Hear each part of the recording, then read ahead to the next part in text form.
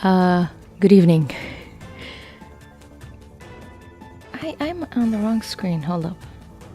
There we go. Good evening. This is Ciel, your news anchor for today. Welcome. How bad? Wait. Yes. Okay. Oh no! What is happening? Okay, now that should work. Yeah. I know. Hold up. I'm trying to fix it. I need it to be in the background-ish.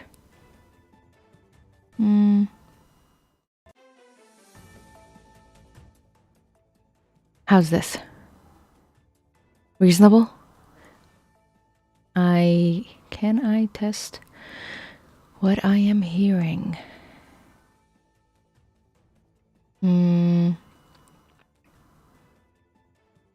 Oh, that's very low. Wait, there's no sound now? What did I do?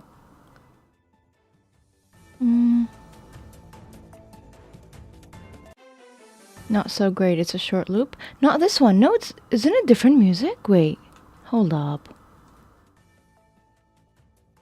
I can't hear anything.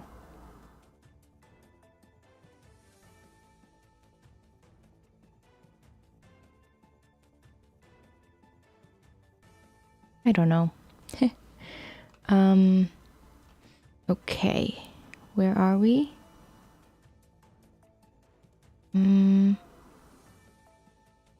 Okay, I think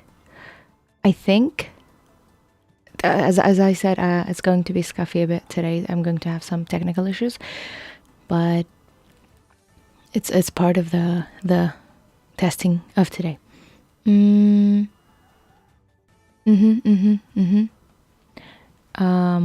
We shall see how it goes.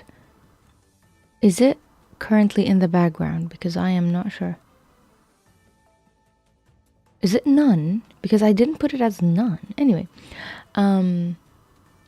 okay, it is. Then why can't I hear it when I...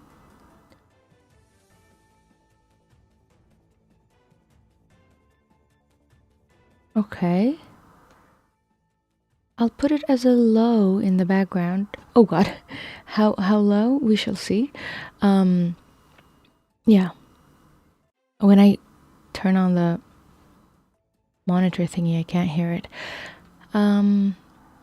Let's start over. Good evening. This is your anchor, Ciel.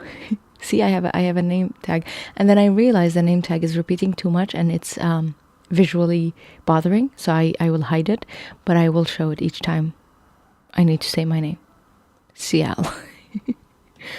And then what else do I have? Oh, I have. Oh, that might be really loud, so please brace yourselves. I will try to update it. But I have a breaking news sound. Breaking news. Oh, it's behind me. I thought it was in front of me. Let's try again. And if it's too loud, let me know. I will try to fix it. Breaking news. Yeah. Okay. That's it. So yeah. As I talked about in the beginning of the year, my plan was ooh, your streak is continuing. My plan was to just like find any article that I find interesting, and put it aside. I don't think that sound is playing properly. Oh well. Part of today's fun. Maybe it's looping over other things, that's why? I can't hear it, so sounds like it's playing and gets cut off in 05 seconds. Let's try again.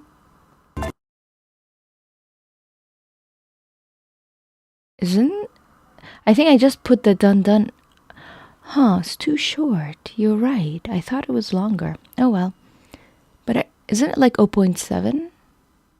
No. The music was longer than 0.7 something. Anyway, definitely getting cut off. Okay. I think I downloaded something wrong. It's okay. We'll fix it someday. So yeah, anything that I find interesting that I don't read, I'm just gonna put it on that month's to read stuff. Hello. What are we doing? Oh, hi, first time chatter. So my plan was any articles that are tech related that I find interesting, I would put it aside and read it in today's. We just hear the immediate attack and immediately gets up for first time. Even cool. I'll get that fixed. So yeah. And yes, I have a screen with the new stuff, and I have around less than 5 news articles that I put aside to read for the January tech update. But if anyone has anything they want to share in the chat, I would look into it depending. Yep. So we are looking at tech news of the month. That is my goal. Oh, definitely not criticism. It's feedback. Thank you. Ah, lovely. Oh, I just chose. I searched the word news, and I on Canva, and a bunch of backgrounds came up. I really liked another one that was green and black, but I don't know. I chose this one because I was like concerned between those two. So our first, I'm gonna play the breaking news even if the music is broken. Breaking news. I can actually make it now. Okay, let's try again. No music, but still breaking news. Okay.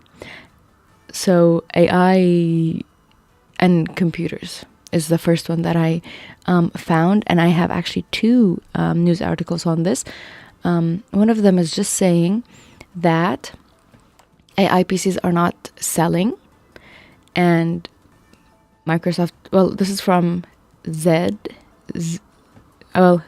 and D, so Z net, and written by this guy, and it's saying that Microsoft PC partners are scrambling. Microsoft has gone all in with plans to turn the Windows PC into an AI-powered agentic OS, but at least one PC maker says, oh, one? Consumers aren't buying and the Copilot hype. Okay, makes sense. What opinion do I have about this? Let me read it a bit. Okay, so yes, this is about the Dell thingy, because I actually have a different article that is just about the Dell thingy, but we shall see. So Dell executives have been disappointed by the response to AI PCs. Dell's head of product said AI features are likely confusing customers. Microsoft CEO has become the company's most influential product manager to try to fix things. Did this predate Echo leak? This is on January 9th. Is it or is it not? I am unsure. And because it is regarding, hold up, okay. Microsoft wants you to replace your old Windows 10 laptop with a new Copilot PC, one that's ready for the AI-powered agentic OS that Windows 11 will become. But one of the world's biggest PC makers say consumers aren't buying into the hype. At a press briefing ahead of CES 2026, 2 of Dell's top executives threw a bucket of ice cold water on the idea of consumers are clamoring for AI. Honestly, nobody knows what an AI powered laptop will be. Like, if you show us the great parts, maybe you are trying, but it's not coming into my feed. But it's mostly like a mystery. That could be the reason why. Oh no. Wait. What is happening? Why is there too many? What am I doing right now? Why am I seeing two? It is one or two. Let's look. It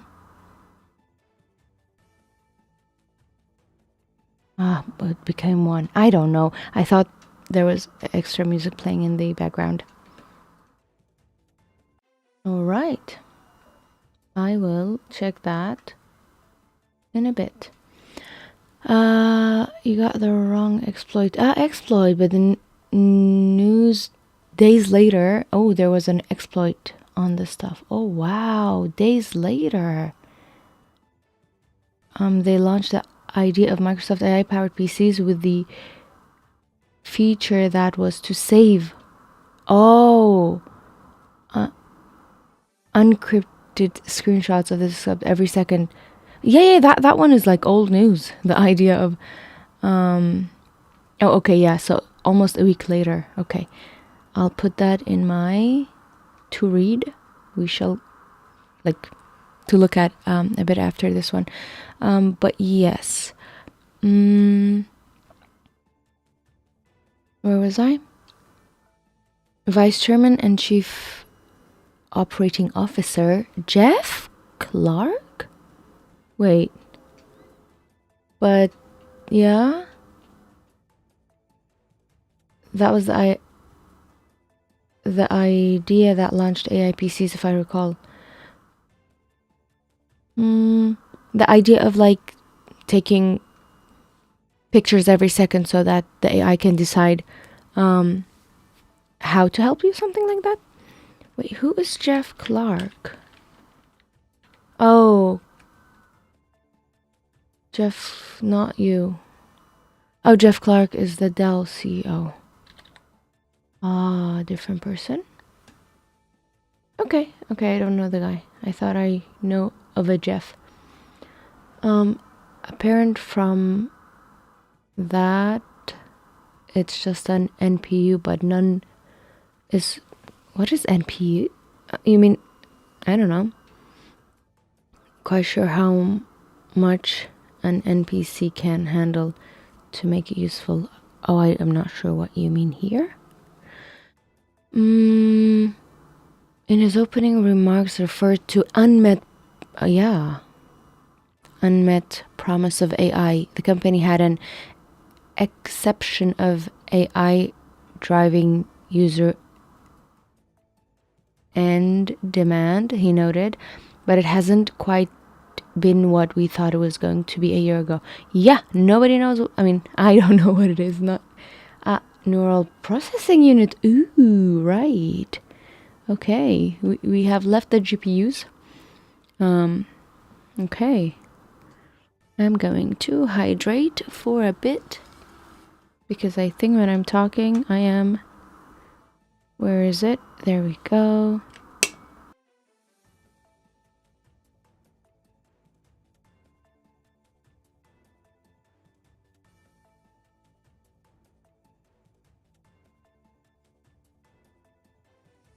So those remarks. Oh no, I was here. Consumers aren't buying it. That's where I am. Dedicated part of right, the silicone, usually in a processor or SoC that has support for tensor operations. Yes, I've actually heard of it. But yeah, neural processing unit. I think I haven't seen it in the context. That's why I didn't recognize it. So yeah. System on a chip. Thanks. Thanks. Yeah. It's a shift from a year ago where it was all about. I mean, it's still all about AI stuff, right? The Consumer Electronics Show, CES.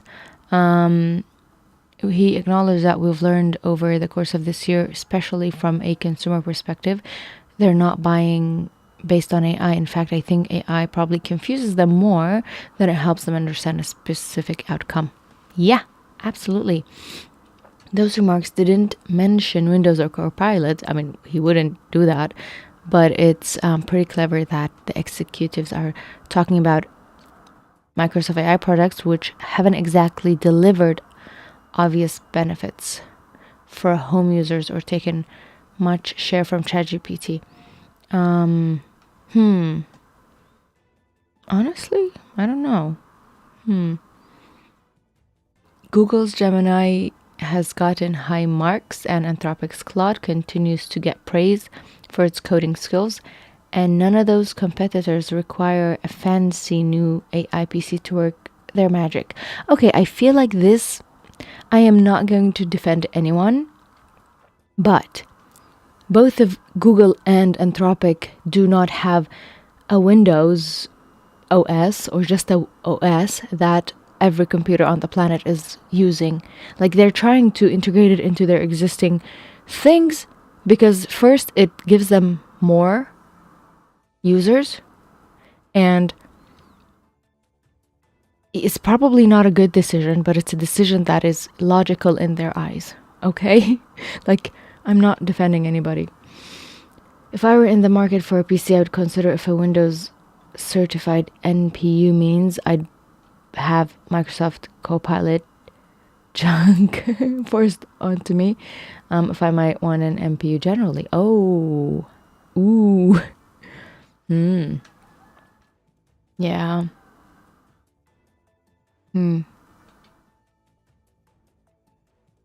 that is an also okay.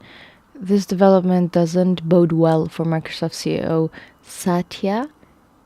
I don't know how to read the last name. Nadella, okay, who saw the company miss the platform shift to mobile devices and tablets and desperately wants to avoid chalking up another failure in yet another momentous platform shift.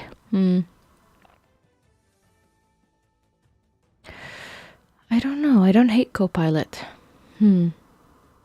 Like, I want to play with AI at times, but keep it out of Windows, Notepad, and Paint. Oh my god! You're right. I was using Paint the other day to crop out an image, and it was like background removal. I tried it. It worked okay, but it wasn't great. And then there was like generative, and I was like, what the hell is that? I clicked it. It just became a jumbled mess, and it made nothing good. And then I just Control Z and tried again. I don't know what that was, but why is there generative AI in Paint? You're right. Like, I get it, it's image, and obviously image, but like, I didn't know what was the purpose of it. Do you want me to prompt it? Like, actually, that would make some sense if it can do the image editing. I want Paint to be a small app. Yeah, quick edits. Yeah. Or like create a Paint-like app, and I am the type of person who believes in adding, not editing. So if create a beta AI image app, and if people want to use it, they will use it. Don't, like you said, don't force it down people's throats with existing things that people love. Oh my god. Right? Anyway, problems with Copilot. Let's see. A recent report from The Information painted a picture of a CEO who's not pleased with the Copilot's progress over the past several months.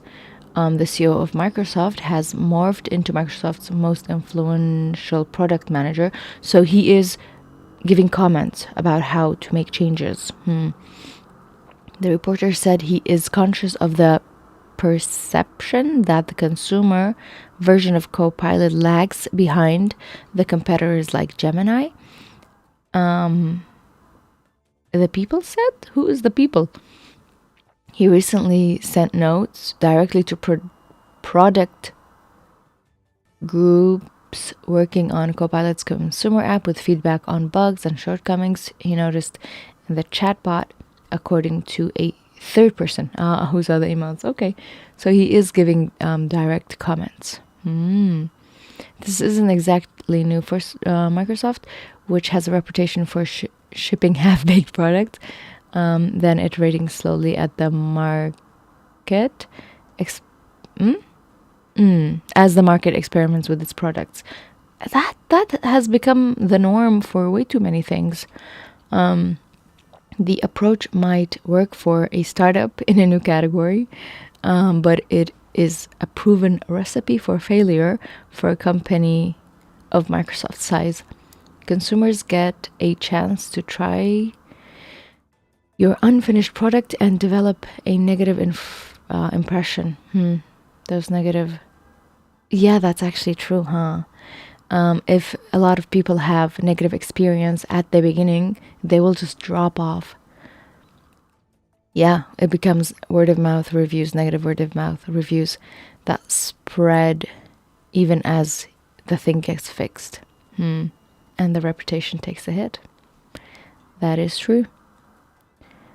The real revenue engine for Microsoft isn't consumers, it's business customers. Yes, partners. They're called Microsoft partners, where licenses are sold 100,000 at a time, and where IT controls the ecosystem and can mandate what's installed. True, yeah.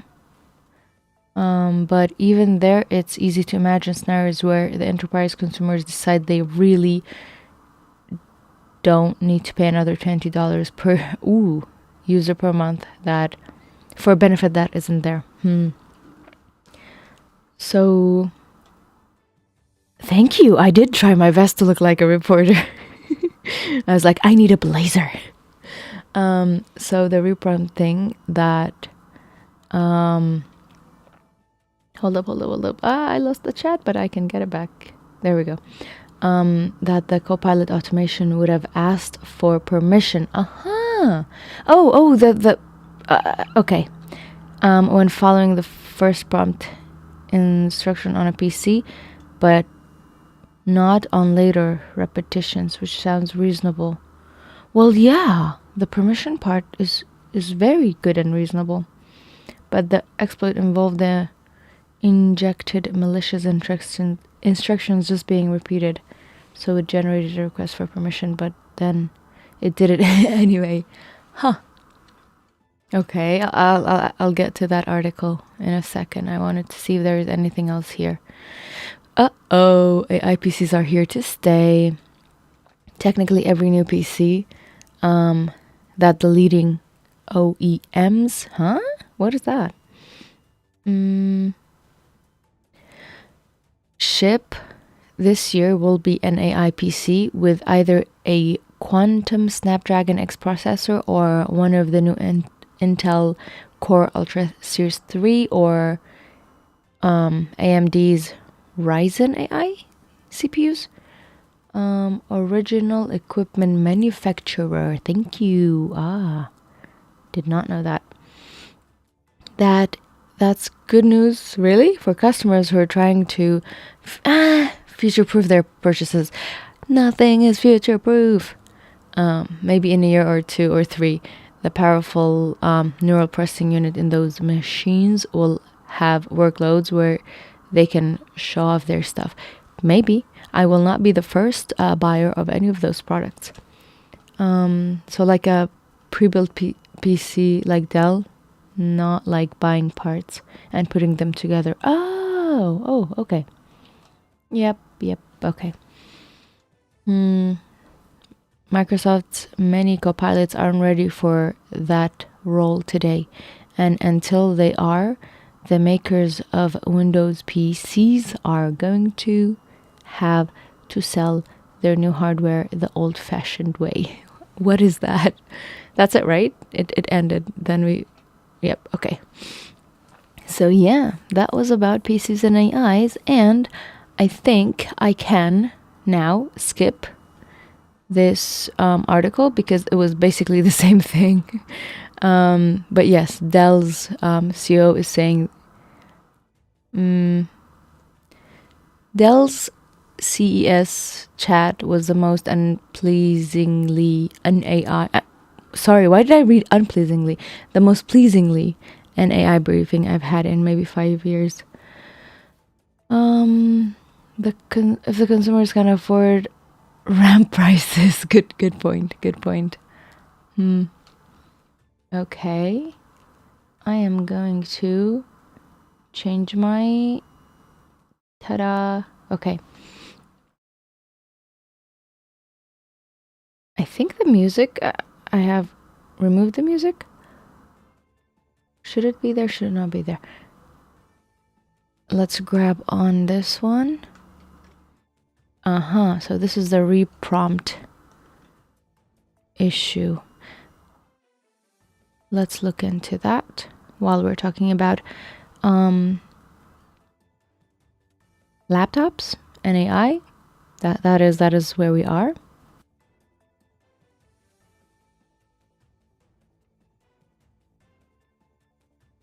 I think I muted it, so breaking news.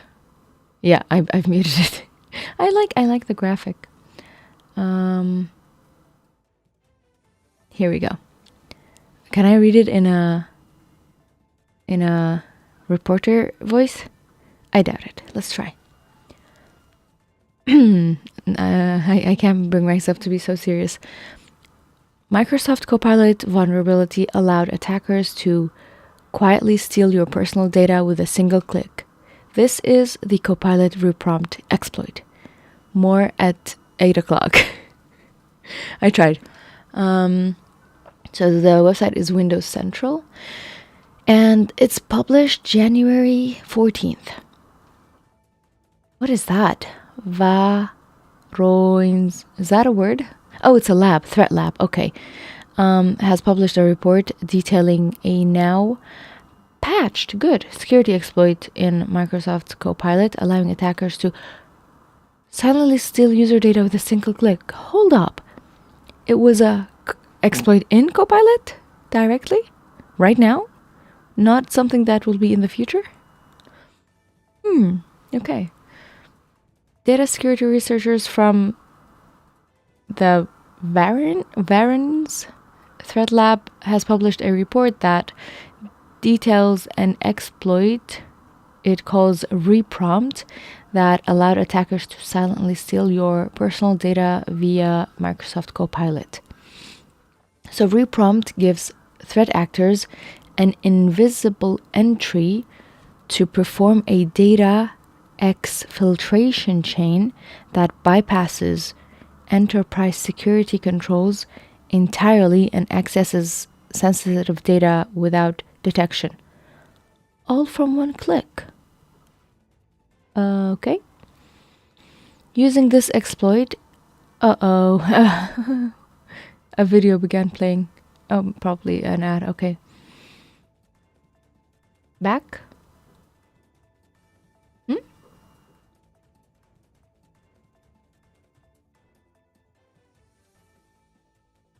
From ads. Oh no! Actual ads. Hi, welcome back.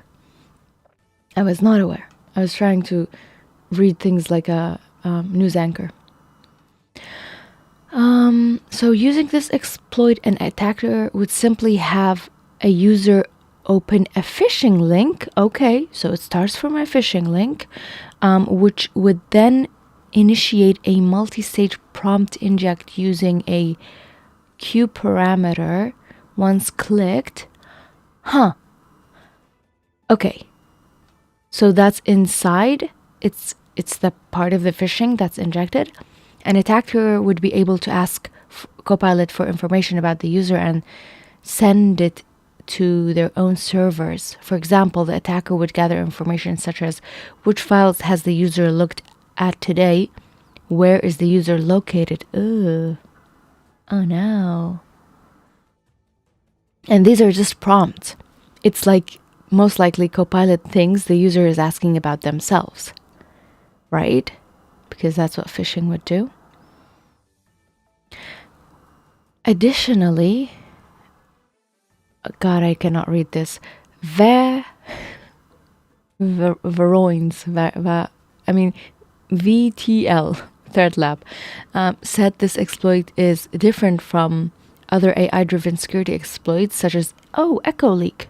I don't even know what that is yet. As this exploit requires just a single click from the user with no further input required. It could be exploited when... What? It could even be exploited when Copilot was closed. Wow. Yeah. Okay. So, yeah. Does Q stand for query? Yeah, like when you add information in a URL, right? Thank you. I hadn't heard it referred to that way. I share this because I think consumers see this stuff and are like, what do I like? Do I want more Copilot in my Windows? Good point. LLMs in my OS is scary to me. Same. I agree with that. And the reason is because it is unpredictable. And like the good thing about currently existing computers, and correct me if I'm wrong, is that it should do what you ask it to exactly as you ask it to. It is repeatable. It is, so another person can, do it, reproduce it. But LLMs are by design supposed to not always be giving you the same answer because it would be boring.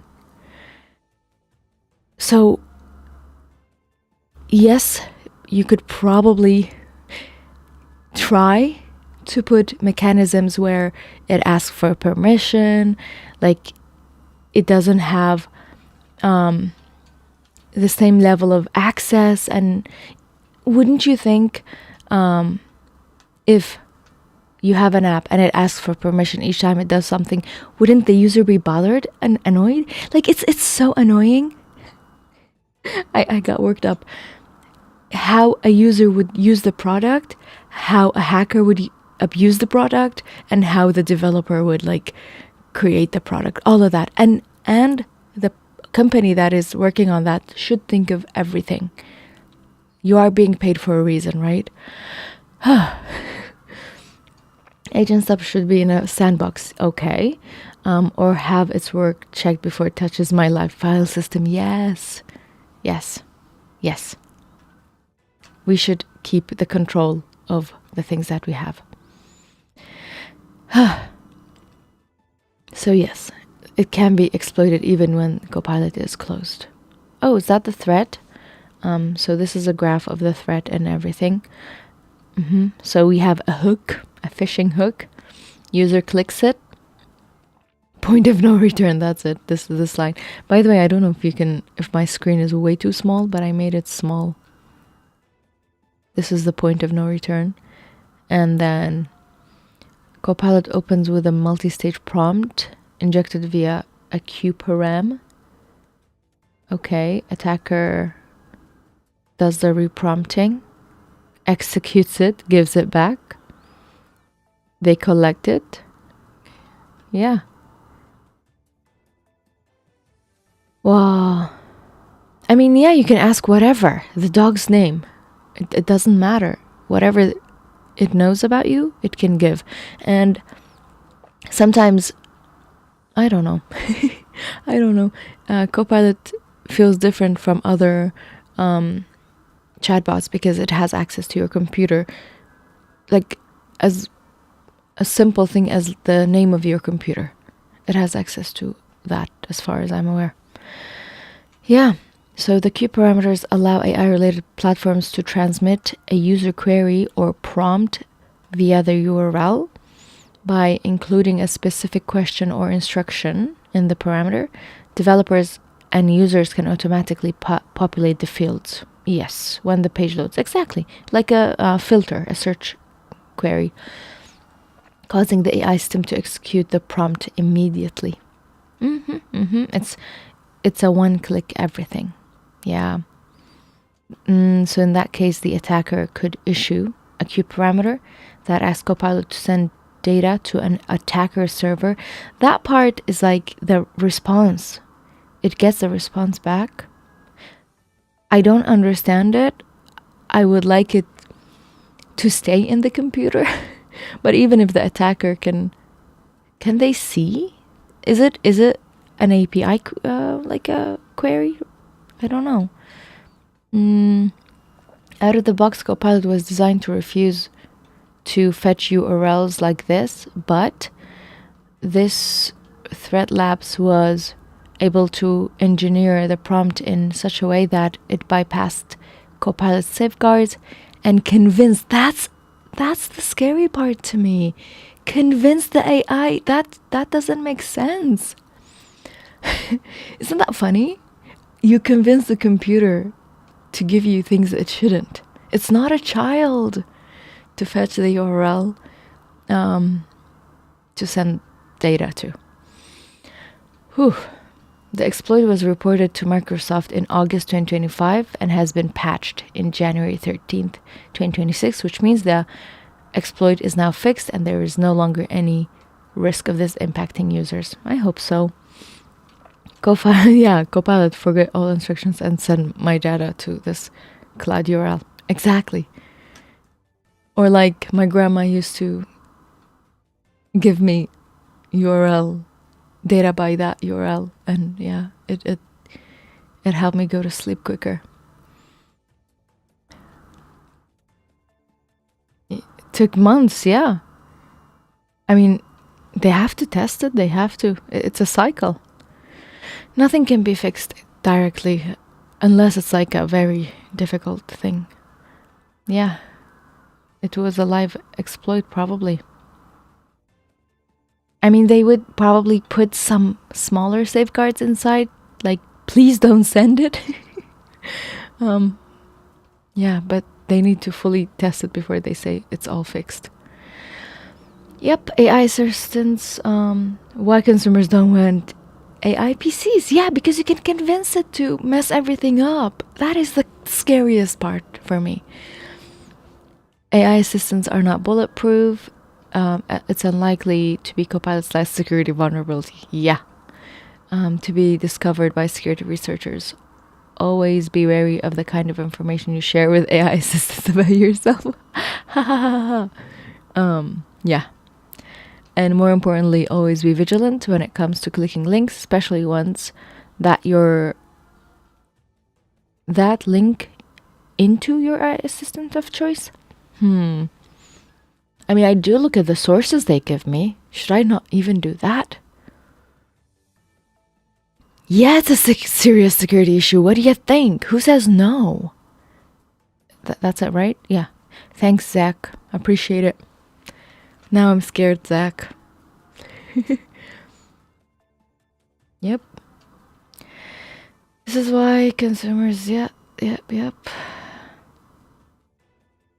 And I'm gonna do that. Cool. So what should we read next? Oh, right. I have a bunch of OpenAI related news. Breaking news, OpenAI related news. Oh, right. If anyone forgot that's my name. Yeah. Okay. All right.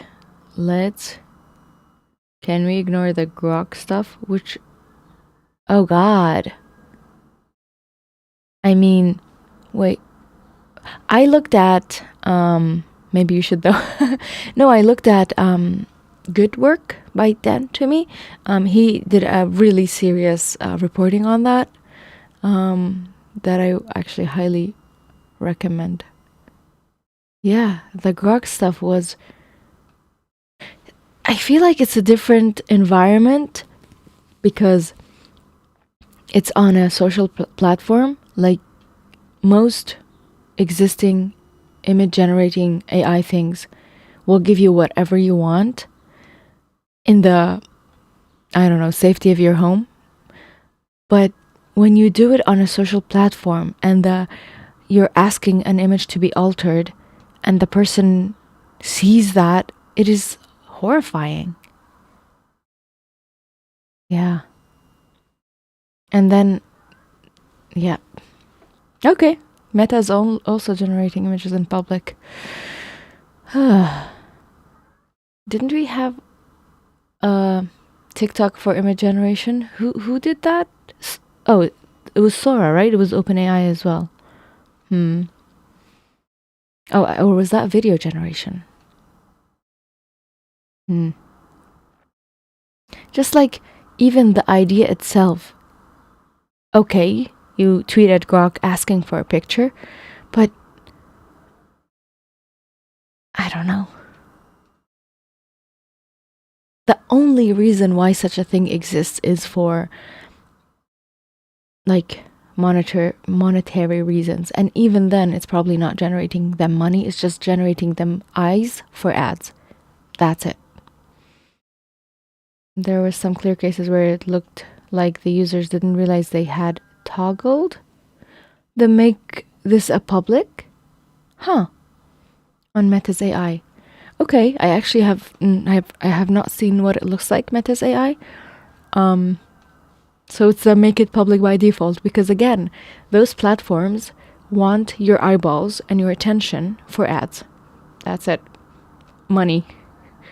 You creating content for them equals money, and people interacting with them equals money. That's all there is. Anyway, let's go back to the share screen. So I saw this, by the way, all of my sources are Reddit for the time being. Oh, you don't need to log in to see this? The video generations are gross but mostly PG. Alright, let me look at it on my second screen first. Yeah. I mean, interesting. Why is it? I've never been to this URL. Ta-da! It's just a prompting URL. Too many reptiles.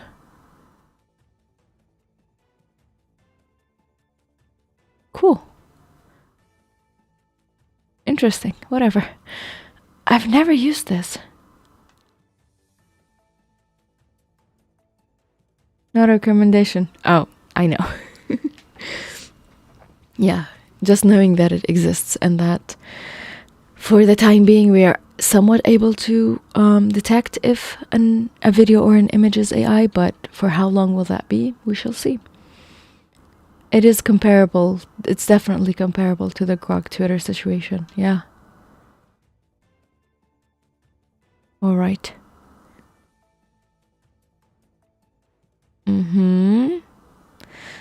Look at that. Look at that blue line at the top. I hate it. Prediction markets are now on... I mean, I'm guessing Yahoo Finance lets you monitor prediction markets, aka gambling, but I hate it.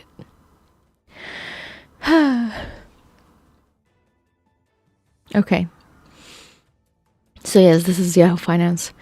Financial experts say OpenAI is on the verge of running out of money. I saw a meme the other day that said OpenAI at its like inception, 2015 or earlier, was like generating death of...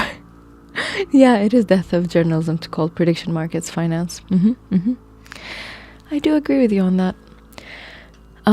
So yeah, it said that OpenAI at its inception was creating zero revenue, and now currently it's generating a bunch of zeros, like up until billion zeros of revenue. They're more famous, but it's still a zero revenue business.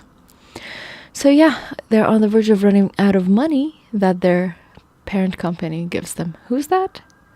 Microsoft. Not a parent company probably, but still. You get the idea. Let's see. So in a new essay, financial expert Sebastian Malaby. I thought of Wallaby. Dory. Predicts that OpenAI could run out of money over the next 18 months. Okay. That is actually plannable. 18 months is not that short for businesses to plan stuff. And yeah, we'll see. The industry... Oh, hello. Hi. Memphis just followed. CL welcomes you. Thank you, Madeline. Thanks for the follow. What do we think of my first tech stream? Tech news stream, not tech stream. Yeah, we are reading the tech news of the world that is influencing even how we think. Like, because it is content generation and we see it every day, it influences every part of everything. The AI industry continues to pour tens of billions of dollars into resource-intensive models and the infrastructure to run them. What is more resource intensive? Is it the running of those systems or the creation of those systems? I believe it's running them, because the more users you have, the more water you are wasting, right? I'm gonna take a water drinking break.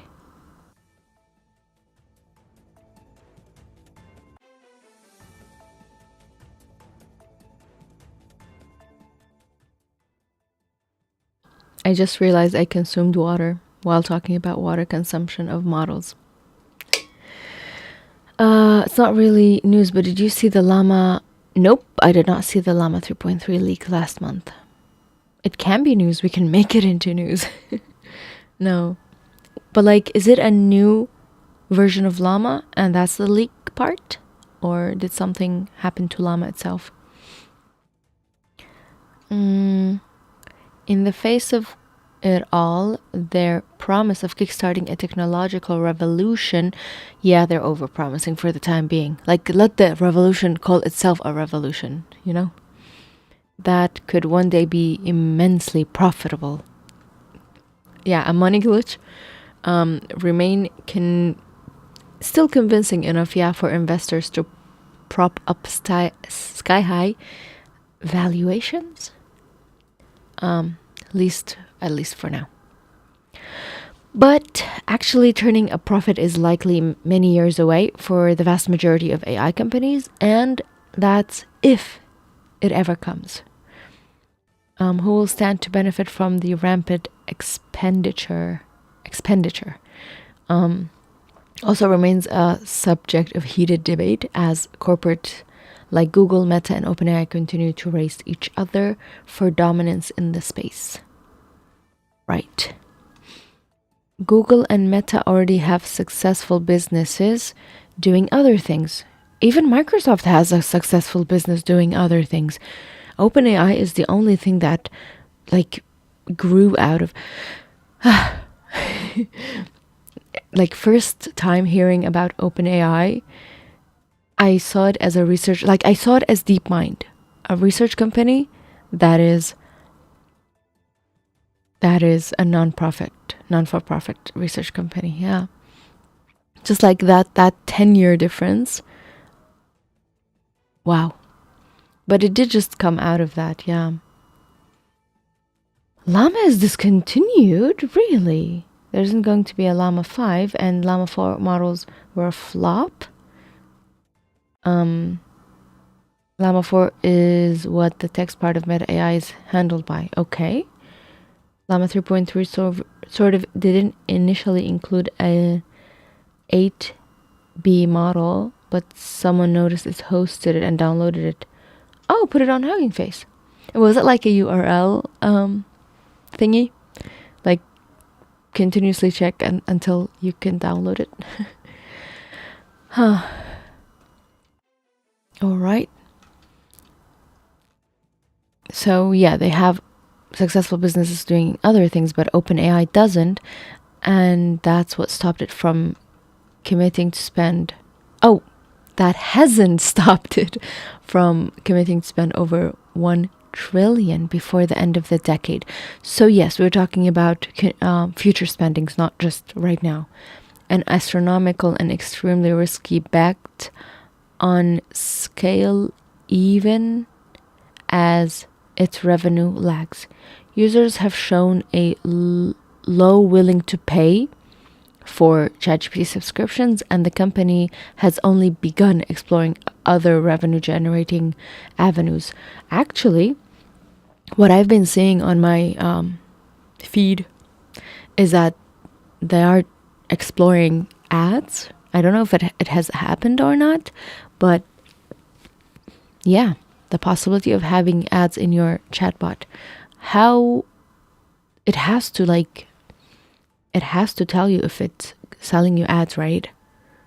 I hope we're not going to have an ad apocalypse of chatbots. Anyway, it all adds up to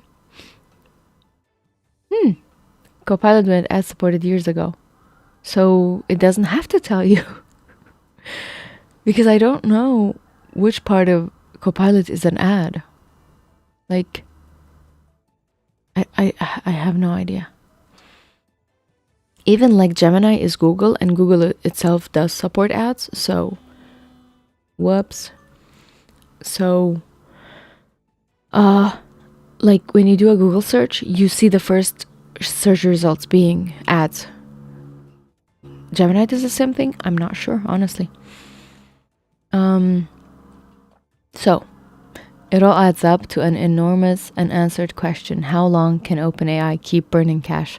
As long as they... Okay, this makes no sense, but I'm watching a K-drama called Cash Hero, and the idea is that the guy gains strength based on the amount of cash he has on hand, which is a very useless superpower. Yeah. It is obviously a comment on the society, but it's a fun one. Yeah. I am currently watching it anyway. So the point is, as long as you have cash, you can continuously burn it. Yeah. So in a new essay for the New York Times, Sebastian Malaby, senior fellow at the nonpartisan think tank Council on Foreign Relations, interesting, predicts that the Sam Altman-led company would run out of money over the next 18 months. I would like to know why or how. They went ad-supported when it was still Bing Chat, and back then they announced it like it might work ads into their recommendations, like you ask Bing, what movie should I see, and it would recommend ones that, pays them. Okay. Yeah. Nothing is sacred anymore. I cannot have my recommendations be for free. Not saying that's what OpenAI will do, but people are saying it would be the worst way for them to handle it. And it's been done. Right. So they have models to try to replicate or like learn from, because hopefully at least someone within OpenAI is talking to the Bing people somehow. Anyway, he argued that OpenAI's competitors industry what is that word? Stalwarts? What does that mean? Bing runs on ChatGPT. Yeah, but like the platform around it. Stalwart. That was very British.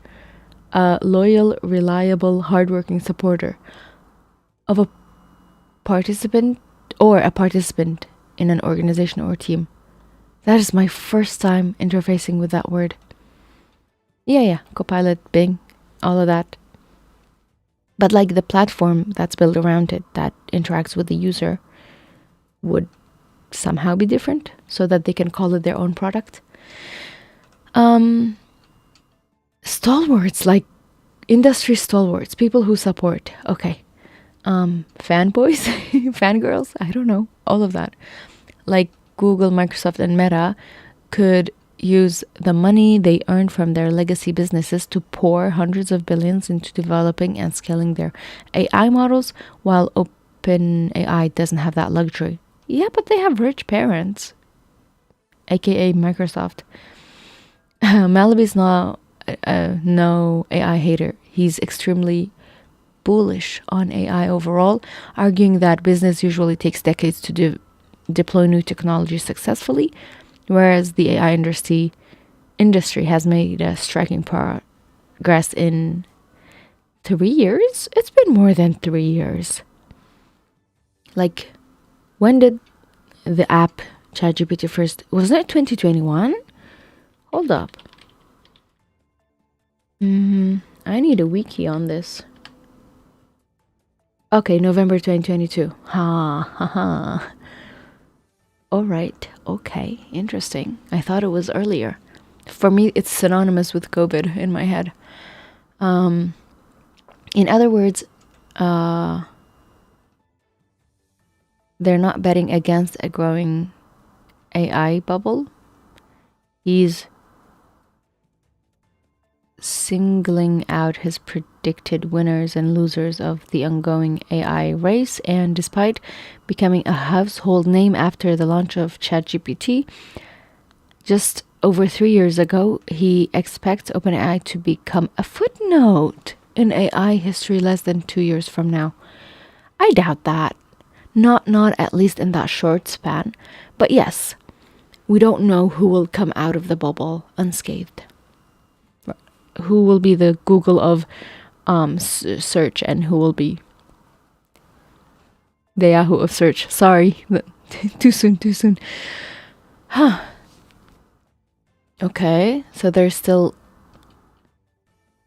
Yes, they've raised record amount from private companies, but only in 2028 they've burned through 8 billion.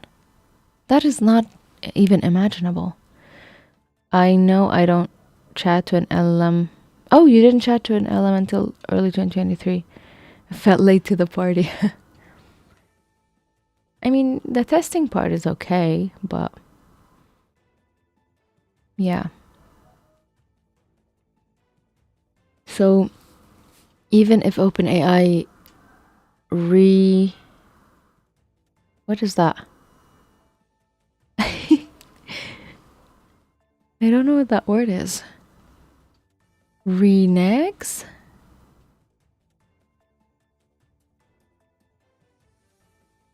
Is that a correct? I have no idea. Even Google is like, what is that? Okay. Renege.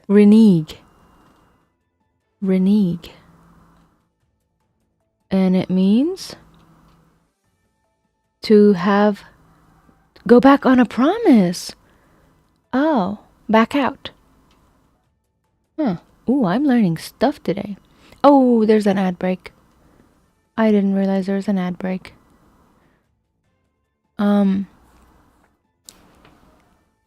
Like, go back on an agreement. Yup, that is correct.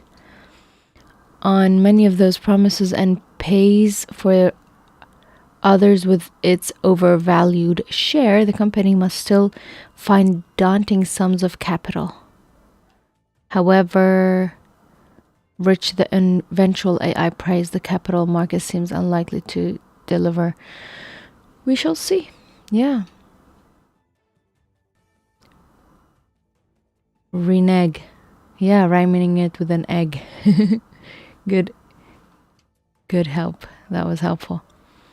After running out of cash, the researchers suggest that OpenAI could be absorbed by Microsoft. That actually would make a lot of sense. Amazon or another cash-rich behemoth. Yeah, that makes sense actually.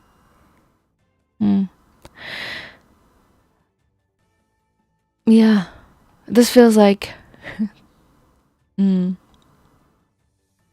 Okay. 2026 would be a make or break year for them. So we don't know when they will declare code red.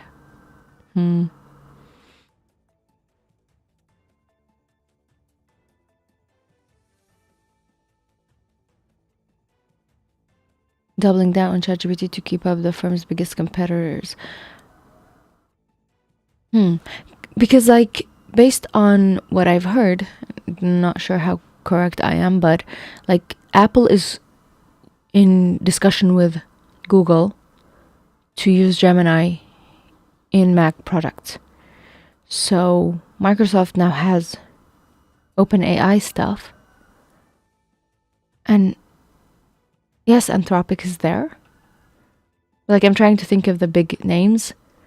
And then, yeah, I always forget to think about Grok because I don't have a use for it.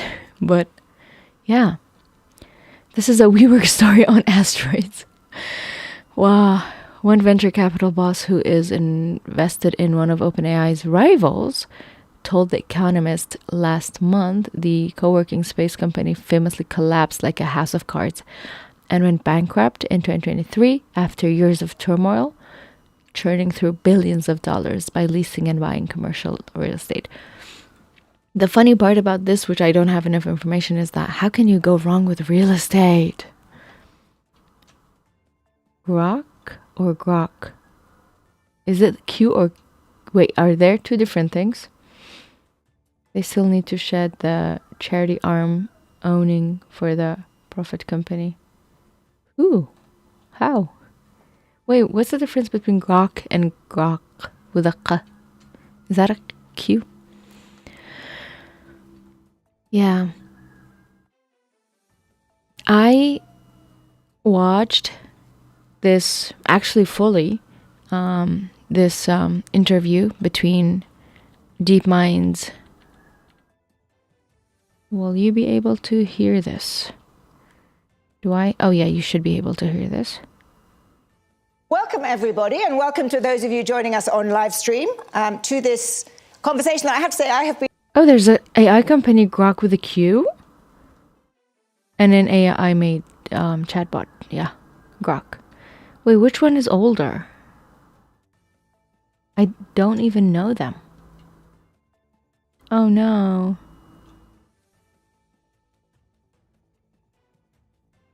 I feel bad for them now. It's an AI company. Oh, that was founded 2016. Oh, they should definitely do some sort of Wikipedia is telling me not to be confused with the chatbot. Not currently. No, I'm not confused. It has not come into my feed, the Grok with a Q. Yeah. The only thing I will say about this video is that I saw one of the comments saying the DeepMind, one of them is Darius and the other one is Anthropic and DeepMind. Their name both starts with their name sounds similar in my head. Help me. Okay, Anthropic CEO is Dario without the S. Whoops. And then DeepMind is Demis. Oh, so I just mixed both of the names and I made a name out of it. One of the comments in the YouTube comments says he's trying to speak realistically and he's trying to speak in a like tech, not exactly tech bro, but like tech bro sounding things. So I found that to be interesting. I don't know why the love for DeepMind in my heart is very big, because I think they're actually trying to do good. I am not as well versed in what they're doing, so I should still. But yeah, I like them. So I have some time. I did want to look, because we are talking about OpenAI not having money. I do want to look at the video that you shared last time. And DeepMind is very tied to Google though. Yes, DeepMind is a Google thing. Yep. But I don't know how much of DeepMind is relate to Gemini. In my head, it's none. They are like a separate company within Google, but I don't know. So, hold up, let me hide. Let me unview this screen for a bit so that I can see where we are. So you shared this video with me recently, and I would like to see what it is about. Let's go and do that. Wrong one. Correct one. Okay. In recent weeks, there's been a lot of market anxiety about the sustainability of the AI boom. This was partly driven by the outrage around Sarah Friar, OpenAI's finance chief, floating the idea that a government backstop for its $1.4 trillion data center build-out might be a good idea. Fryer quickly walked back her suggestion in a LinkedIn post later that day, saying that she had meant that the government needed to play their part in combination with the private sector to contribute to America's AI growth, and that OpenAI was not seeking a government backstop for their infrastructure commitments. Oh. Wait. Oh, you gave it timestamp? Okay. I'm gonna try and see. But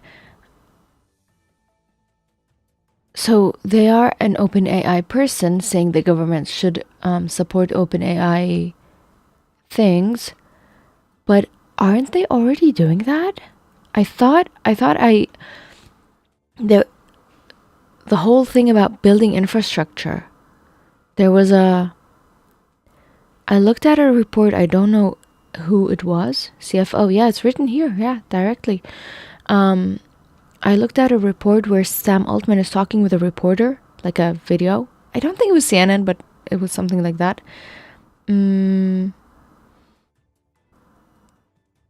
Backstop is like a guarantor for loans, okay. But like all of the infrastructure that's being built in is it Texas? Like there's some infrastructure being built, and like billions of money is being poured into it. I thought that was all government supported somehow, because like who gives you the land if you don't have access to that? Anyway, can I find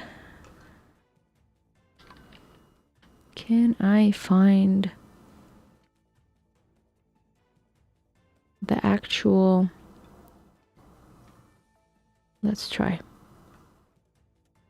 because I think because I moved it, why can't I move? What is going on here? Oh, okay, you did give timestamps. 9:30. 9:30. Dollars in reciprocal investments, while AMD granted OpenAI warrants to buy 10% of its stock for a penny per share if deployment milestones are met. Sarah Friar, OpenAI's CFO, explained the company's financing at the Wall Street Journal event. While she's from Northern Ireland, she must have been in Silicon Valley long enough to know that the first step in raising capital is to use the magic word. The innovation on the finance side to pay for it is massive. She then went on to say, we've raised equity as a private company, very kind of typical path, but we've raised a lot. We're building a really healthy business, so free cash flow, CFO's favorite way to fund anything. That is absolutely climbing quickly. But I think the third area we've gotten into is really working with our ecosystem to do some really interesting financing deals.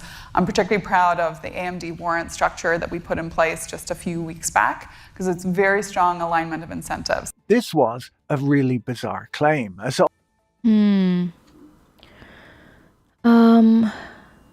They buy the land. Sort of stealing from the people in an area in an indirect way, as it puts utility costs higher. Right. OpenAI can't fund anything with free cash flow when that cash flow is negative. She then digs into explaining the AMD warrant. What we've seen is when someone comes out and says, we're going to work with OpenAI, they immediately are often seeing kind of impact on their stock price. And so to the extent that that's going to happen, we would like to have some alignment on that. And I think Lisa and team did something incredibly creative with that warrant structure. The warrant deal between OpenAI and AMD is a strategic partnership where OpenAI commits to buying billions of dollars worth of AMD AI chips, and in return, AMD grants OpenAI warrants to purchase up to 160 million of its shares, which is about a 10% stake in the company. Wow. I mean, I don't fully understand what is happening, but yeah. Isn't it? They all have stake in each other's company. So, and now this is with AMD,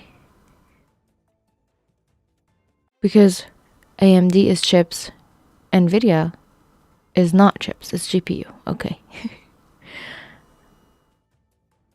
Huh. Yeah. Yes, she used the magical word of like innovation, but the part where she said any company that works with us has their stocks go high. I suppose, yeah. You are being like monitored. It is all interesting.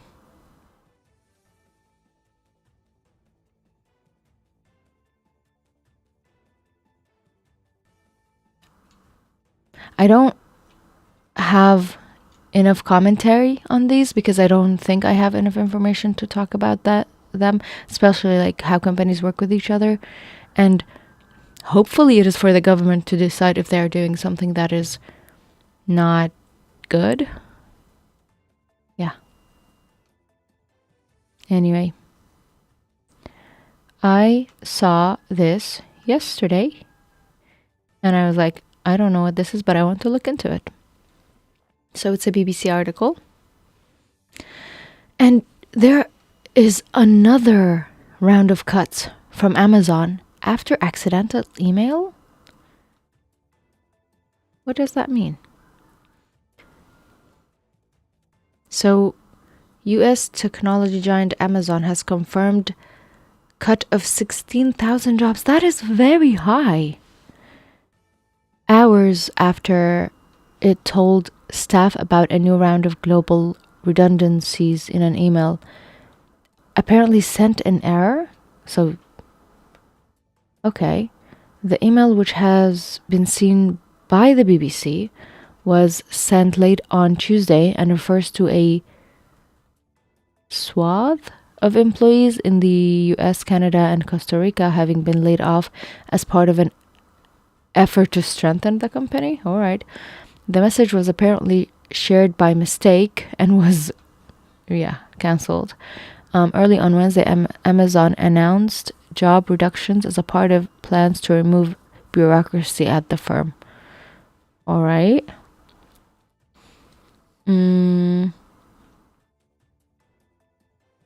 Beth Galati, Senior Vice President of People, Experience and Technology at Amazon. What sort of job is that? Said, I mean, I'm curious, like, what job entails such title? I'm not trying to make fun of the job. Said on Wednesday it was not planning to make broad reductions every few months, every quarter maybe, referring to Amazon's announcement of, how many people do they have that they can cut this number of people? And, okay, so employs 1.5 million people globally. That is a lot of people. Wow. And 350 in corporate roles, because like people who do delivery, all of that is like probably a type of contract that is very temporary, like Uber drivers and all of that. They're not seen as employees of the company. They're part of the product, I suppose. I don't really know. Meanwhile, many teams finalized their organizational changes in October. Other teams did not complete it. Oh, really? So it's a timeline thing. Actually, I've seen that actually happen. Because sometimes the people who do the firing of other people need to be fired later on. That's how it works. HR and finance get fired a few months after they fired their own people. I have seen that happen. But the difference is like 14,000 to 16,000. That is not that level of number.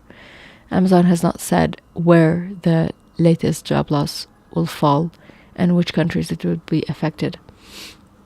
On the government data center front, Musk's use of extra electricity generation seems to have been ruled illegal. Oh, I want to read that. That's mid-January. Wow. Oh, that's the video you even shared with me. Okay, well, we'll get to that in a second. Can I? Thank you. Okay, the Guardian is like, do you want cookies? I was like, can I not have cookies? It's like, okay, don't have cookies. So, Project Dawn? Dawn is sunrise though. Should be Project... Wait, dawn and dusk. Dusk is sunset, right?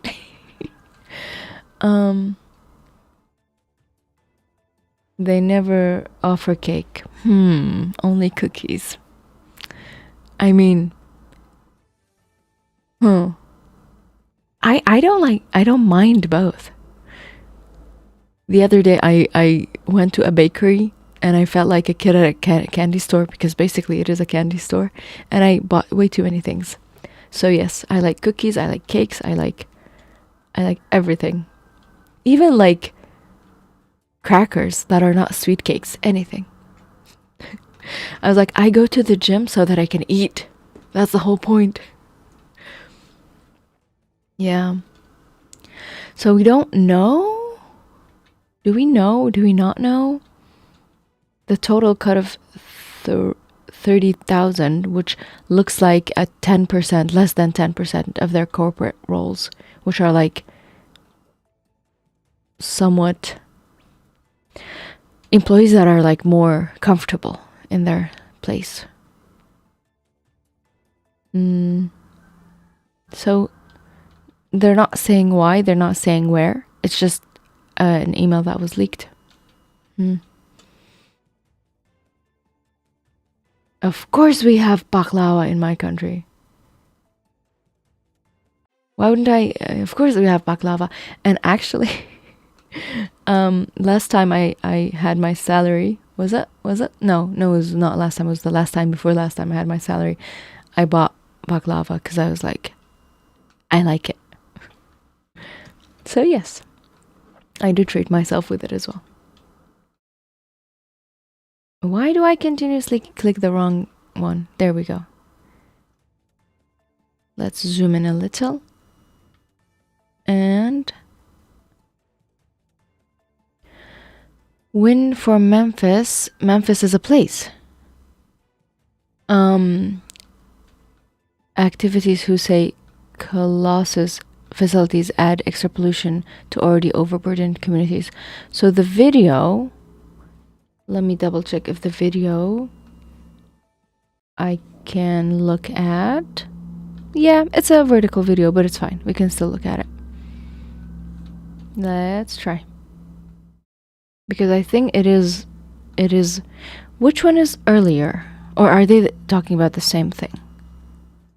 So in the Boxtown neighborhood of Memphis, Tennessee, Elon Musk has built Colossus, which is a massive data center with the primary objective of training Grok. Colossus is located right next to Memphis's water recycling facility in the Mississippi River, which is not a coincidence because it's estimated to use up to 5 million gallons of water per day. The power grid in Memphis was never designed to support anything like this or a data center this big. So what does the richest person in the world do when a major city can't supply enough power to their AI system that generates edgy jokes and child abuse material. This is some 2026 trivia for you. Well, Yep. I flew a drone over the facility earlier this week so you and some regulators could see. And if you guessed methane gas turbines, congratulations. And just a few hours before recording this, the EPA confirmed that using methane turbines to power data centers is in fact illegal and violates the Clean Air Act. If you're wondering why they're illegal, it's because they emit heaping amounts of nitrogen oxide into the air, which is well known to cause cancer and asthma. And it's quite the coincidence that the nearby community of Boxtown has drastically higher asthma rates and cancer risk that is 4 times higher than what the EPA deems acceptable. So I guess now the question is, will anybody be arrested for this, or even fined for it, or will they even be forced to stop doing it? And if not, what are you going to do about it? Right. So he is reporting on that information about Colossus and the fact that it is illegal. Here's my question. So this Colossus, interesting name, is how long has it been existing, this data center? So they ruled that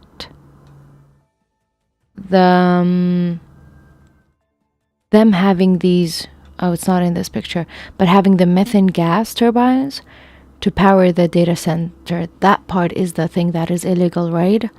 So if they change their source of data, they could still pass. They've been fighting for a year and a half over truck-sized gas turbines the company had parked near its Colossus 1 and 2 facilities, arguing to local authorities that the electricity generating turbines were exempt from requirements for air quality permits. I mean, so this is Memphis, Tennessee. I don't know what is the weather like in Tennessee, honestly, but can't there be a cleaner way of electricity generation? The sun is right there, and you have money.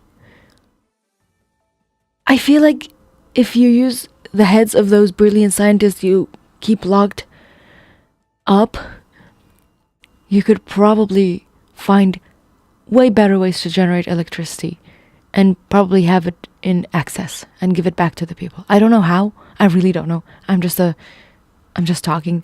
But I swear there are easier ways to not hurt people. There has to be. So the EPA declared on Thursday that they are not exempt.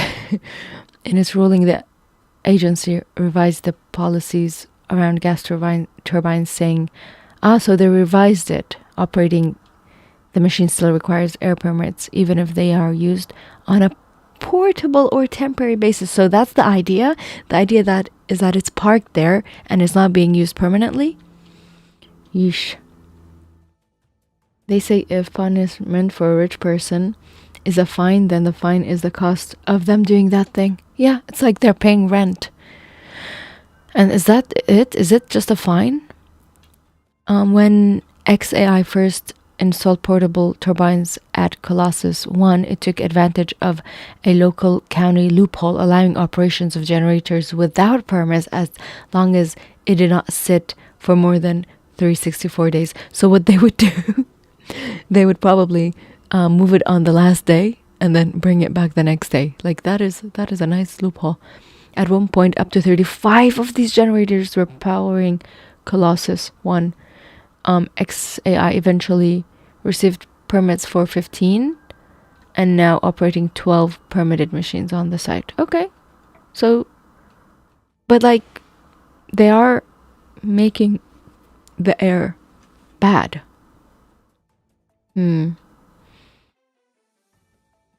Yeah, our communities, air, water, and land are not playgrounds for billionaires chasing another buck.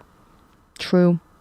Director of Environmental and Climate Justice for the NAACP initiated a lawsuit against XAI last July, saying the unpermitted turbines were violating the Clean Air Act.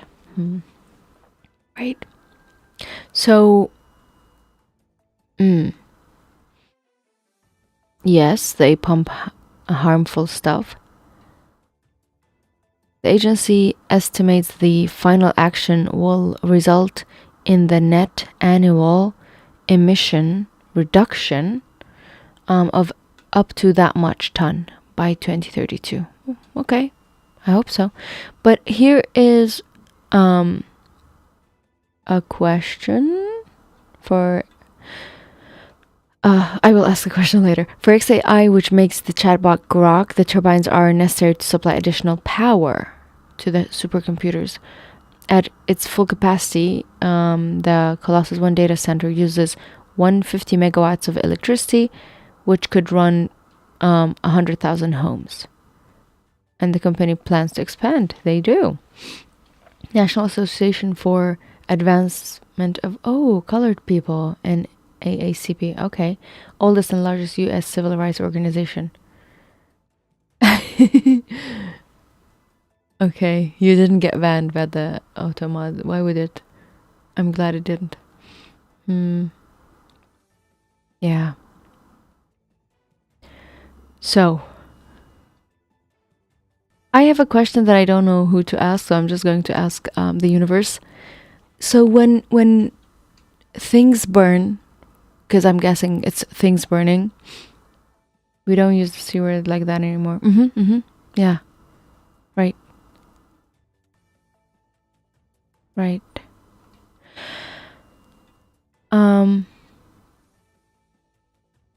When we use things to burn things, like pumping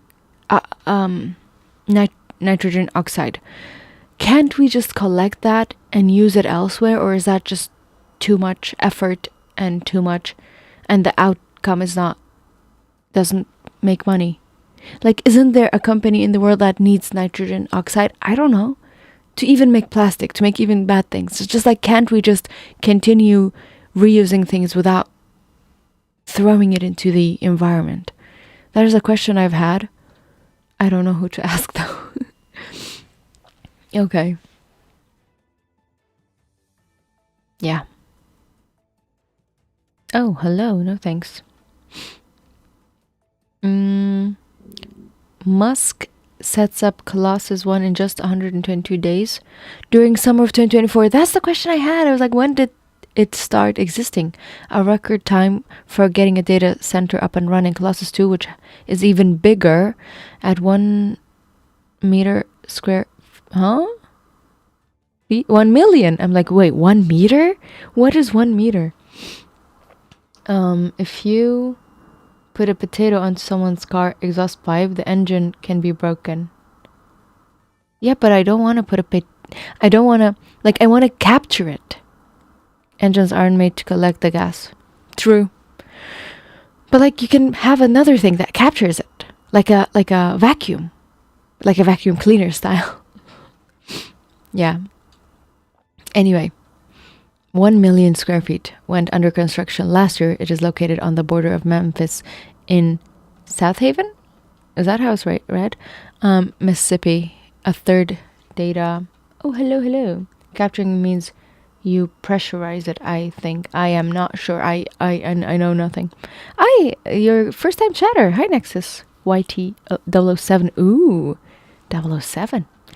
Hello. I mean, I will say good morning, but because I have a news background behind me, I have to say good evening.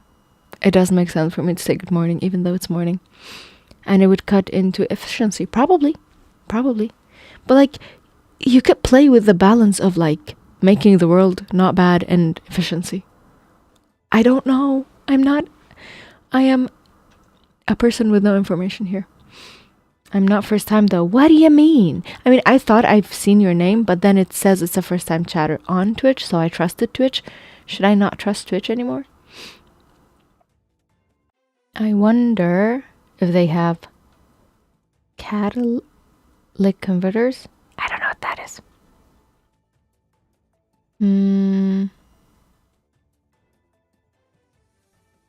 What do I want to click? I want to click something. Well, according to something cars have, docs, does changing name affect that? Should not, no. Because we had a person changing their name quite a bit. Yep. And I doubt you are that person because I have no idea. I was able to see their previous chat. I did change my name last week. Cool.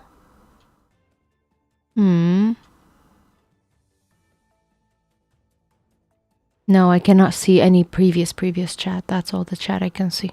I tried. I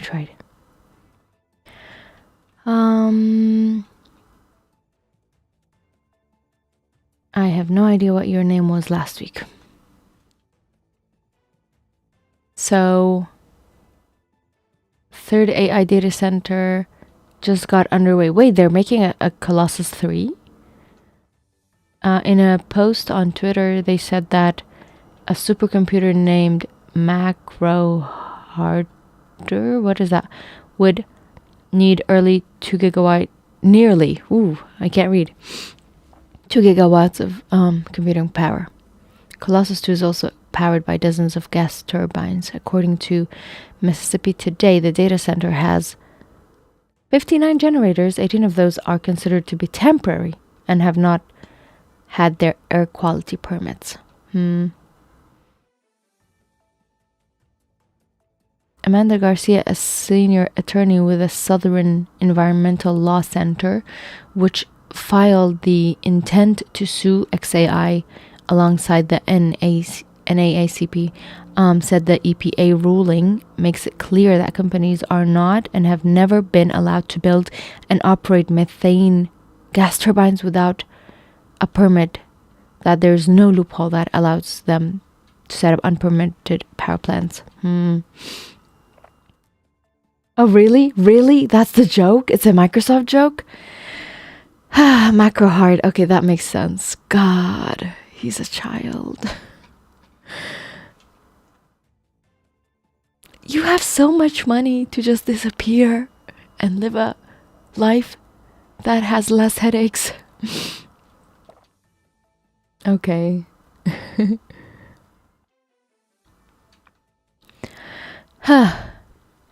We expect local health leaders to take swift action to ensure they are following federal law and to better protect neighbors from harmful air pollutions. XAI has not made a comment on this, okay. And that was mid this year.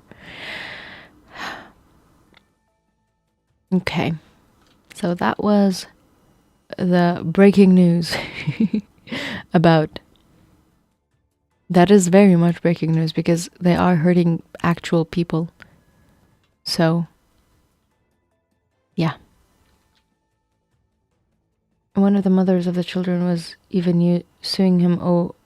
The mother. Yep, that was in the good works, right?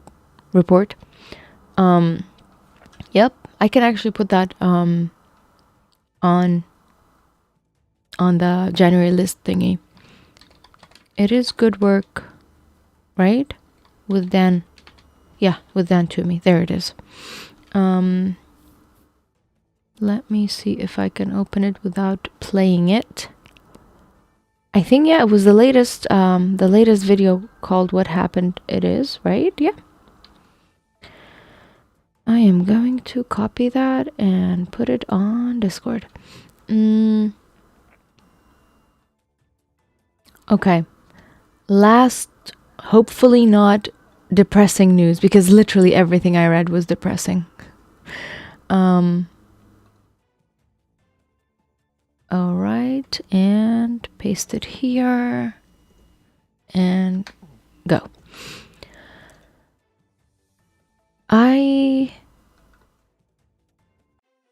Let's try to do this first. Okay. Business Insider Africa. I saw this on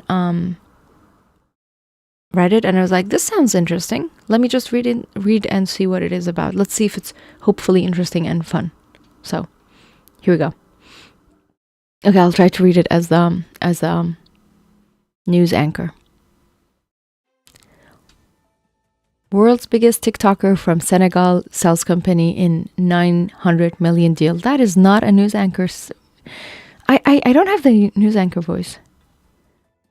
I have the chatting with a person voice. So that's from like a week ago.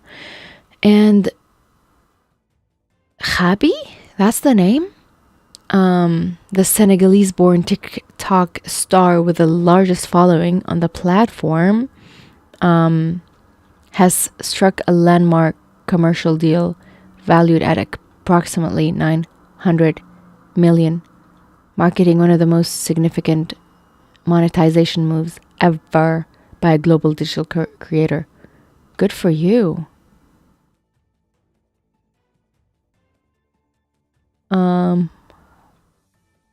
So, hold up. Wait, is there no news? I know this guy, right? Yeah, he's the guy that makes that cool.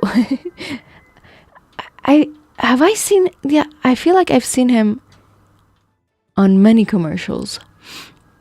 He's a very recognizable face. Hold up. Where does the news start? Okay. These are bullet points, so technically the news starts here. The transaction involves the partial sale of his company. Interesting. Step Distinctive Limited to Rich Sparkle Holdings, a United States listed firm that disclosed the acquisition alongside a broader strategic partnership focused on scaling his commercial operations worldwide. His face is very recognizable. Like he has a very ad-friendly brand. Under the agreement, Rich Sparkle, that is a very funny, I don't know why the name Rich Sparkle is just interesting. It's like, I think it's like My Little Pony sounding thing to me. Okay. Through its operating partners, they will hold executive right to Khaby's or Khaby, I don't know how he actually pronounced his name, global commercial activities for an initial period of 36 months. Okay, so it's like a trial. These rights cover brand partnership, endorsement, licensing, and e-commerce ventures, signaling a shift from traditional influencer marketing to platform-driven business model. What does that mean, though? Rich Sparkle estimates that the integrated structure combining traffic fulfillment operations and proprietary technology could eventually generate more than $4 billion in annual sales once fully implemented. Cool. So he sold it for nothing then. I should do that, shouldn't I? Nexus _007 just redeemed hydrate. Okay, I'll do that. My question seems summarized by the Reddit post. Can someone explain the deal? I put the Reddit post there, right? Did anyone explain it? Let me first hydrate and then I'll look into that.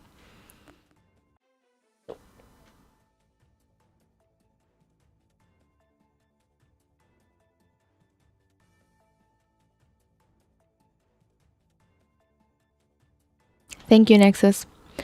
Did I put the Reddit link there? I think I did, right?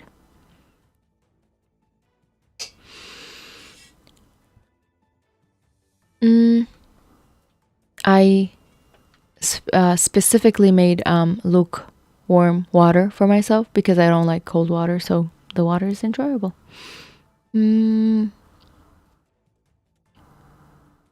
Uh-oh. I'm reading Reddit and it says the deal also mentions they want to use his image for AI purposes. Everything goes back to AI. Every road leads to Rome. Okay. So actually, I do want to continue reading the article to see if I can answer any of the questions. Stock crashed significantly since? Huh. Wait, can't we just look at Rich Sparkle's stock right now, live? Because this is from a week ago. As part of the deal, he will become a controlling shareholder. Cool. But in that place, positioning him not just as a creative partner, but as an equity stakeholder in the commercial infrastructure built around his brand. Good for him. He should have control about his image. Wait, what question do I have now? I have a question in my head. I don't know what it is. Oh, does that mean he gets different pays? Like if an actor is an actor and a producer, they have different pays? I don't know. So it's not just an equity acquisition, but a a revolution in the global content e-commerce model, the company said, adding that the combination of a US listed platform, globally recognized content IP, and supply chain expertise could unlock unprecedented shareholder value. I mean, the guy has a very good brand, and I'm not sure, but I feel like I've seen him on billboards here. So yes, he's doing great for himself. Did you get the GoDaddy Walter Goggins ad? No. Oh, it's AI ad? I did not. Huh. I did not.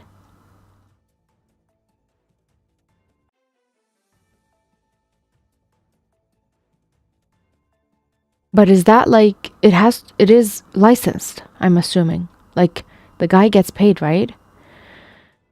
From a real celebrity, yes. But he would get paid, right? Licensed. Okay, that makes sense. What will become of this world? I will stay under the blanket, first immortal. And just like, I still have to like work, but yeah. The rollout of, I'm gonna see if they talk about the AI part, but yeah, of the commercial strategy will focus on the US and Middle East, yeah, and Southeast Asia. With we have a lot of money here apparently. With execution planned over the next 3 years, Rich Sparkle will work with this network technology, a China-based content commerce operator with experience in large-scale creator-led e-commerce. China is good at creator-led stuff. They have way too many things. AI-generated CL, you could make a 24-hour news network. True, though. Absolutely possible. Create a me-sounding thingy. Yeah. $1 billion still is a lot of money. Indeed it is. I mean, what I think is because they're saying it has a chance to make $4 billion and he's sold it for, well, not sold it, but like he's somewhat selling it for that much. It feels like less, but because he's a stakeholder in the company, I'm sure it will come back to him. So he's getting the initial pay. That's what it looks like. Yeah, he rose to global prominence through the silent minimalist videos that humorously dismantle overly complicated life hacks. Yes, his wordless format has allowed him to transcend language barriers. Absolutely. Build a vast culturally diverse audience at a remarkable speed. Yeah. Yes, I feel like he's the Mr. Bean. I almost said Mr. Beast. Get me out of here. Mr. Bean of like the Gen Z generation. Might go further in Senegal exchange rates. But yeah, but I doubt he works with Senegalese money. Everybody works with USD though. In his head, he currently commands. That's a funny word, huh? An estimated 360 million followers across social platforms, making him one of the most influential digital figures in the world, and a rare example of a truly global creator reach. Yep. Beyond the controversial conventional. God, I can't read. I meant if he stays in Senegal, 1 billion USD might feel even bigger. For sure. Absolutely. Yes, that is true. But does he live in Senegal? I don't know. I doubt that. Beyond conventional commerce, the agreement also, there we go, here we are, authorizes the development of an AI-powered digital twin of him, enabling regulated use of his facial features, voice patterns, and behavioral cues. Look, the things are written, yeah. Rich Sparkle says this could support multilingual content, virtual live stream. What is the point of a virtual live stream if the live streamer doesn't actually acknowledge? And honestly, and round the clock engagement. Ooh, this makes me feel icky. I don't like this. The broader, I actually support the multilingual content part if it's licensed use of his voice for dub. Okay, some people would prefer that. Not me, but some people would. The broader strategy also includes premium brand collaborations and co-branded intellectual property in sectors such as beauty, fragrance, and apparel. So clothes, okay. Highlighting how creator influence is increasingly being transformed into long-term industrial scale business. Ooh, that is very cool. Wow. Oh well, ended, right? Yeah, it ended. They kept the worst for last. I don't like it. But I mean, still, good for him. Okay, Rich Sparkle. Can I look at their stocks? Yes. I'm going to look at their stocks for the span of a month. I'm going to look at how or when this was said, January 24th. When did it happen exactly? We don't know. But it was reported on then. In my opinion, okay, I'm going to let's look at the first 6 months first, and then look at further. But we can see some movement.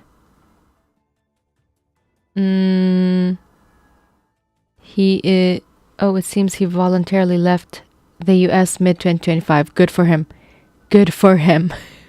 That is a very smart move. So, I'm guessing this is when the news came out, and it's just a guess. So, if we go back 6 months just to see the data, you can see that there's a huge rise in January, where, again, I'm guessing then when the news came out, because I saw the news, January 24th, like right here, 24th, this is 23rd. I'm guessing the buzz about it would happen before. So it was normal, went high, went down a bit, but still higher than normal. So I wouldn't call it went down because of him. It even went up because of him. It is much higher than it was by like 60 something compared to like 30 something. I don't know. that is my analysis. The part is that I don't know. And that is this has been your anchor Code Life CL, aka CL, reporting on the news. So that's it. That's all. I am done with my reporting of today. I went over 90% of the things I wanted to go over, so that is a good percentage. And Business Insider Africa from last week says his net worth is estimated around 80 million. Ooh. So he's getting like a 10 times of what his net worth estimate is. Driven by social media endorsements and commercial partnerships. He has so many commercial. I mean, I've only seen the Talabat one, but I think he has a lot of commercial. Khaby. Yeah, no, he has a lot of them, probably. Yeah. Huh. Anyway. He's only 25 years old. Wow. I wish him luck. So that was January's the news that I found interesting in my feed. Thank you. For the next one, anyone who wants to share any like thing that comes across their feed, it would be cool. We shall see how it goes.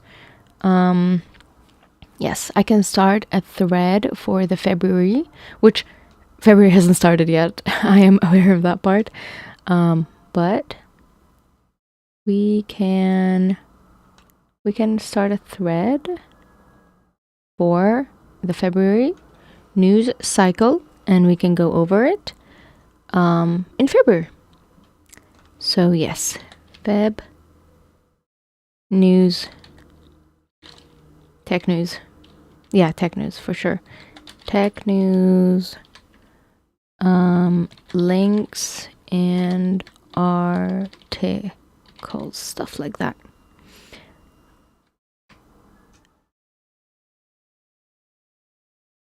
Okay.